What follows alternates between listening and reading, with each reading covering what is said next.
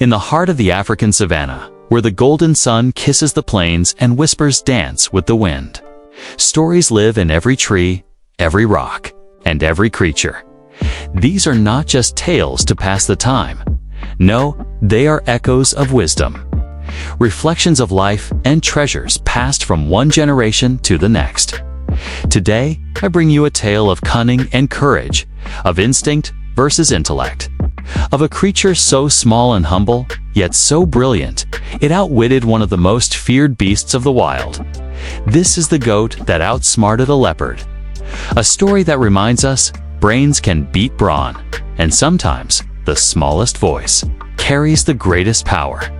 Settle in, dear listener, and let the winds of Africa carry you into a tale that will make you laugh, think, and smile at the clever twists of fate. Long ago, before metal tamed the wild and cities claimed the skies, there was a time when animals spoke. Not with snarls or chirps or bleats, but with full voices as clear and thoughtful as yours or mine. In a peaceful valley tucked between the foothills of two great mountains lived a goat named Mbeku. Now, Mbeku was not the biggest goat in his herd, nor the strongest. He wasn't adorned with majestic horns like the bucks who led charges or fought over food. But what Mbeku lacked? In size, he more than made up for it with something else, something rare. He had wit. While other goats were content to nibble grass and stare blankly at the clouds, Mbeku would often sit beneath the old baobab tree, lost in thought.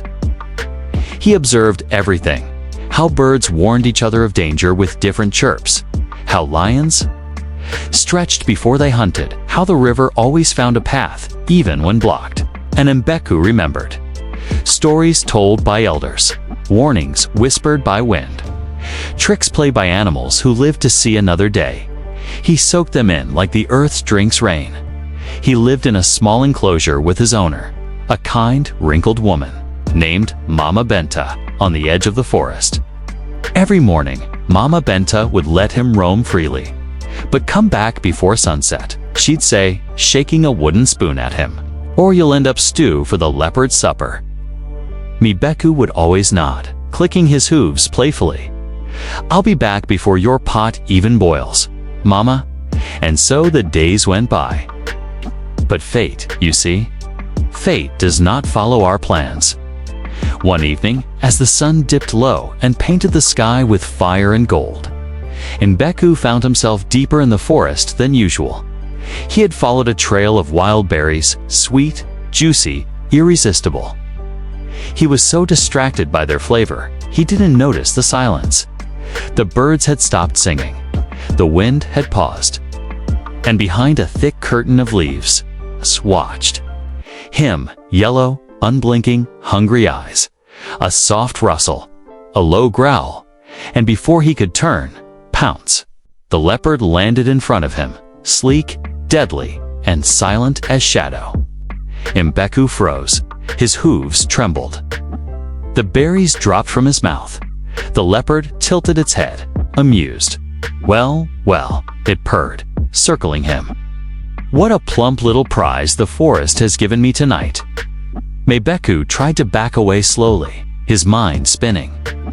He had heard the stories once a leopard marked you. There was no escape. But Mbeku was not ready to be eaten. Not tonight. Not by this smug, spotted beast. So he took a deep breath and began to speak. My, oh, you're just in time," Mbeku said, trying to steady his voice. "The master will be pleased." The leopard blinked. "Master?" "Oh yes," Mbeku said, suddenly putting on a show of calm. "I'm just the bait. He said you'd come." The leopard narrowed its eyes. "What are you talking about, goat?" And that, dear listener, is how the game began. Not of claws, but of words, not of strength, but of strategy. And as Mbeku began to weave his tale, a web of fear, mystery, and illusion, even the mighty leopard began to doubt whether it had truly caught prey or stepped into a trap. Mbeku's legs were still shaking beneath him, but his voice, his voice held a strange confidence. The leopard's ears twitched. "What do you mean? The master will be pleased," it growled, eyes narrowing. Mbeku took a slow step. Forward, not away from the leopard, but toward it. Bold, unthinkable. "Exactly what I said," he replied smoothly. "You're right on time. He'll be thrilled." The trap worked. The leopard's tail flicked. Trap? What trap? Mbeku gave a small, theatrical sigh, the kind a tired assistant might give when their boss had made too many plans. "Oh dear, you really don't know, do you?" "Know what, goat?" The leopard barked, stepping closer. "That's the one being hunted," Mbeku whispered. That froze the leopard. The forest was still, as if even the leaves were listening. A crow cawed in the distance. Mbeku took that moment of silence and walked in a slow circle, pretending to inspect the area. He pointed at a rock, then at a nearby tree, shaking his head. "He told me to wait here," Mbeku said, voice rising just enough for drama. "He," said Mbeku, "bait the leopard. They always come just before nightfall. I'll surround the grove. You'll only need to stall him." "Stall me." The leopard's voice cracked just a little. "Exactly," said Mbeku, flicking his tail, with an air of importance. "He's got a net, huge one, made from vines and thorns, coated in snake venom. He learned it from the Lion King in the Highlands. He leaned in, and you're the final specimen. He's collecting the most dangerous predators for his fighting pit." "Are they?" Mbeku cocked his head. "Then why haven't you heard the birds, the squirrels, the frogs? They're all quiet because they know the trap's already set. They've seen it happen before. Last week, it was the hyena. Poor fool laughed all the way into the cage." The leopard blinked, clearly unsure for the first time. "And where is this master of yours now?" he asked, trying to sound confident again. Mbeku gave a crooked smile. "Watching, always watching." At that exact moment, a gust of wind blew through the trees, shaking the branches overhead. A dead branch cracked and fell to the ground near them with a loud snap. The leopard jumped. Its hackles raised. Its eyes darted from tree to tree. Mbeku didn't move. He just smiled wider. "He's closer than you think," he whispered. The leopard's breathing quickened. For all his strength, for all his killer instinct, he wasn't used to being prey. And worse, he wasn't used to not knowing. "You're bluffing," he muttered. "You're just a goat. And you're about to be just another trophy," Mbeku replied. He pointed his nose to the trees. "Did you see that blink of light just now? He always uses a mirror to signal his scouts. Well, they'll be closing in. It's probably surrounding the clearing even now." The leopard spun in a circle, ears twitching, muscles tense. Then came the final stroke. Mbeku suddenly shouted, "Now!" The leopard leaped back, tail whipping, ready to flee. But nothing happened. Just silence. The wind, Mbeku let the pause stretch, long enough to feed the fear. Then he muttered under his breath, "HMPH, false alarm. Maybe next time." But the leopard had had enough. "This is madness," it growled. "I didn't come here to be caught like some rat." "Then run," Mbeku said calmly. "It's what most of them do when they realize he's near. Some make it out, others not so lucky." The leopard took one final look around, teeth bared. But even he, the feared hunter of the forest, didn't want to risk it. And, in the next breath, he was gone. A blur of spots and muscle disappearing into the trees. Silence again. Then, Mbeku exhaled. The breath he had been holding finally released. "And that," he said, "collapsing on the ground is how you bluff a beast." But little did Mbeku know, the leopard would not forget. And next time, there might not be a branch to fall or a gust to blow.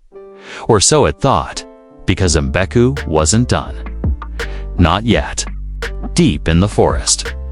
Long after the sun had vanished behind the hills and the stars began to blink into existence, the leopard paced. His pride burned hotter than his hunger. A goat fooled me, he muttered, tail lashing. Made me jump like a frightened cub. He remembered the look in Mbeku's eyes, calm, collected. To calm, but no trap fell. The leopard whispered, now crouched on a mossy rock. No net, no hunter. I smelled nothing, heard nothing. He blinked slowly. The stars offered. No answers? It was a trick, a tale, and I fell for it. His pride stung deeper than any thorn. Leopards were apex predators. They stalked, not the other way around. They weren't supposed to run. That night, the forest didn't sleep. Not because of fear, but because the leopard didn't. He crept through the underbrush, eyes glowing, planning, watching, waiting. Meanwhile, Minku returned to Mama Binta's hut, just as her cooking fire crackled to life. She stood by her pot, hands on her hips. I said before the pot boils, she scolded. Mbeku limped in, still shaking a little, but with a grin on his face. I made it, didn't I? She squinted. What happened to you? I want to know, Mbeku muttered. But she did want to know. And after much pressing, Mbeku finally relayed the tale, his encounter with the leopard, the bluff, the escape. Mama Binta stared at him like he'd grown wings. You tricked a leopard? She asked in disbelief. Mbeku shrugged. Words are sharper than claws sometimes. She shook her head, muttering prayers under her breath. Then, after a long pause, she said something Mbeku didn't expect. He'll come back. What? You embarrassed him, she said, stirring the pot. That kind of animal. They don't let things go, especially not when their pride's wounded. Mbeku gulped. So what do I do? He asked quietly. Mama Binta leaned down, placed a wrinkled hand on his head. Then you be smarter. You plan better. You don't wait for the fight. You prepare for it. And so began Miku's training. For the next few days, Mbeku didn't roam far. He stayed close to the hut, close to Mama Binta's voice.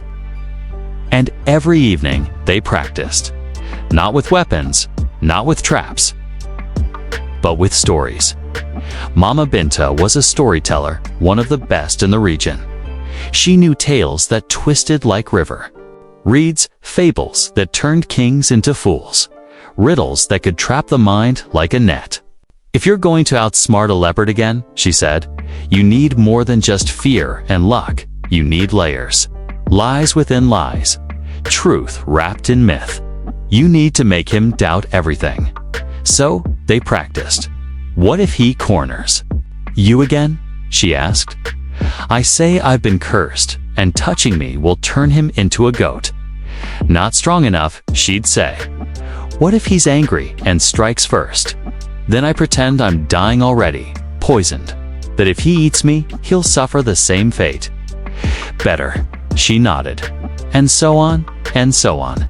And then, just as the moon turned full and hung low in the sky, he came back. Mbeku was grazing near the edge of the bush. He had wandered a little farther than usual, testing his courage. And suddenly, the wind changed. That smell, musky, dangerous, leopard. Mbeku didn't panic. He stood still. Back again, I see, he called out, not turning around. A shadow emerged from the brush, eyes gleaming. This time, the leopard growled, no stories will save you. Oh, I wouldn't be so sure, Mbeku said calmly. I came in silence. I left no trail, no net, no trap, no mirrors. You're alone now, goat. You're wrong, said Mbeku, turning slowly. I'm never alone. Who is with you then? The wind? The trees? Mbeku smiled. The curse? Curse. The leopard laughed. Is that today's trick? Touch me, Mbeku said firmly. Go ahead. Sink your teeth in. You'll see what happens." The leopard paused, unsure again. "Believe me." Mbeku whispered, "Ask the jackal, ask the snake, ask the hyena, or what's left of them." The leopard narrowed his eyes. "You play games again?" "No," said Mbeku. "I end them." The leopard took a step forward, then another. "You're bluffing," he said, though now his voice was less certain. "I am," Mbeku replied, smiling. "Wait, what?" But now, Mbeku added, backing away slowly, "You'll never be sure again, will you?" And with that, he disappeared into the tall grass again, leaving the leopard staring, dumbfounded and furious. This time, Mbeku didn't run. In fear, he walked away slowly, calmly, and the leopard. He didn't chase, because even the strongest predator cannot fight what it does not understand, and Mbeku was now a mystery. In the days that followed Mbeku's second encounter with the leopard, something strange began to happen. The forest started to talk. Not just the birds in their gossiping trees or the monkeys in their chattering branches, but the wind itself, the rivers, the roots. Did you hear what happened to the leopard? That goat tricked him again. A goat outsmarting a predator. The tale traveled like wildfire. First, the jackals whispered it to the foxes. Then, the hyenas told the vultures. Soon, even the elephants and baboons were muttering about Mbeku the Wise. Mama Bente noticed the change too. Each morning, animals who had never dared approach her hut began to linger nearby. Birds perched lower. Squirrels watched more closely. Even the monkeys, usually pranksters, sat quietly when Mbeku passed by. "Seems your mouth has made you famous," Mama Binta said one evening, ladling stew into his bowl. "Not famous," Mbeku replied modestly. "Just talked about." Well, in this forest, that's the same thing. But not every whisper carried admiration. In a dark part of the woods, where the trees grew twisted and the shadows stretched long, two eyes glinted cold, cunning. The hyena, named Giza. This hyena wasn't amused by the stories. T wasn't impressed. He had once ruled the tales of trickery. His laughter had been the soundtrack of mischief. But now, a goat. He hissed. "They speak of a goat as if he's king." Giza paced, snarling. "This forest forgets. I'll remind them." So, while Mbeku basked in the attention offered extra bananas by baboons, invited to sit with owls, praised by porcupines, a darker plan was forming. One afternoon, Mbeku ventured deeper into the jungle. He was feeling confident, perhaps too confident. As he approached a shady grove filled with mushrooms and cool moss, a voice called out, "Mbeku!" He turned to see a young mongoose running. Toward him, "You must help," the mongoose cried. "A trap, terrible trap. They've caught the eagle's child." "Who? Where?" Mbeku asked. "Alert now. Follow me," the mongoose urged. Without hesitation, Mbeku ran after the mongoose through narrow paths, past thorns and brambles, until they reached a small rocky clearing surrounded by bush. But something felt wrong. Too quiet, too empty. And then, snap. A rope curled up from the ground, pulling tight around Mbeku's hooves. "What?" Mbeku shouted, struggling. The mongoose stepped back and smirked. "You're not the only one who can act," it said, but its voice had changed. Deeper, meaner. The mongoose shimmered and shifted. It was Giza, the hyena. "Hello, little legend," Giza snarled, circling the trapped goat. "I thought we should meet. Goat to beast." Mbeku tried to remain calm. "This is very poor hosting." Giza chuckled. "They think you're clever. They chant your name, but I know better. You're just lucky." "Luck," Mbeku said slowly, "is just preparation meeting opportunity." "Oh, spare me your riddles," Giza growled. No story will save you this time." "Funny," said Meku, "because I was about to say the same." "What?" Beku smiled and then shouted, "Now!" Giza flinched, just as the leopard had. But this time, something did happen. The bushes around them burst into motion, and out stepped the leopard. Giza froze. "You!" he hissed. The leopard's eyes gleamed. "Yes, me. But we were tricked." "Both of us," the leopard said calmly. "I've had time to think. And I realized something. ... He turned to Mbeku. "You're not just clever. You're a uniter. You turned enemies into allies with nothing but your mouth." Mbeku grinned. Giza, confused, stepped back. "What is this? What's happening?" Mbeku's voice dropped low. "It's called reputation, Giza. Something earned, not forced." The leopard took one menacing step toward the hyena. "You wanted a fight, but what you'll get is silence." Giza looked around, realized he was outnumbered, outplayed, and just like that, he ran. Tail between his legs, laughter gone. Mbeku was released from the trap. The leopard helped, and the forest. Oh, the forest roared with laughter and joy when they heard what had happened. The goat outsmarted a leopard and tamed a hyena. No, Meku would say with a chuckle. "I just told the right story, at the right time." But even he knew stories weren't just words, they were power. And now, that power belonged to him. Seasons passed. Rains fell, rivers swelled, trees shed their leaves and grew them back again. But some things in the forest did not change. Among those was the name Mbeku. No longer just the goat who escaped a leopard, Mbeku had become something else entirely. A myth. The animals told his story to their children. The birds sang it in their morning songs. Even the crocodiles in the deep river pools spoke of him not as a rival, but as a teacher. But where was he now? Well, Mbeku still lived in the same place, near Mama Binta's humble hut, under the giant baobab tree. But life was different. Visitors came from far-off lands, not to hunt, but to learn. Elephants came to hear strategy. Owls came to learn storytelling. Even snakes came, slithering through the grass, listening in respectful silence. Mbeku sat on a stump each evening, surrounded by animals, young and old. He didn't brag. He didn't boast. He simply told the truth, wrapped in riddles and laughter. He called it wisdom with rhythm. Mama Binta, who now had more bananas, eggs, and sweet fruits than she could ever eat, simply smiled. "You're the forest's greatest trick," she'd tell him. "Not because you fooled it, but because you taught it." And what of the leopard? He still roamed the forests. But something in him had changed. He hunted, yes. That was his nature. But he hunted with honor.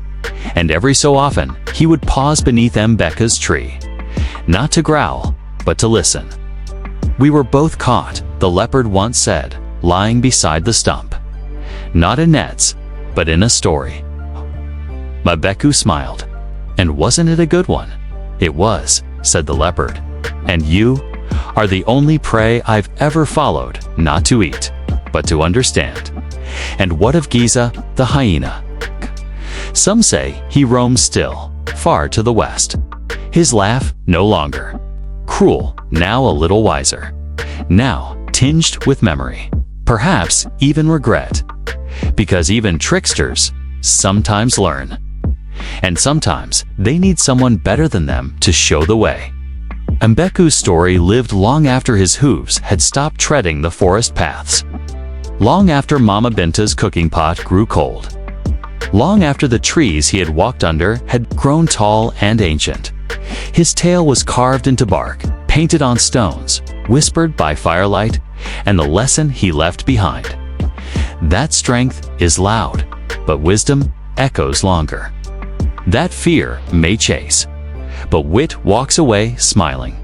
And that even in a world of teeth and claws, Sometimes, the smallest voice is the most powerful.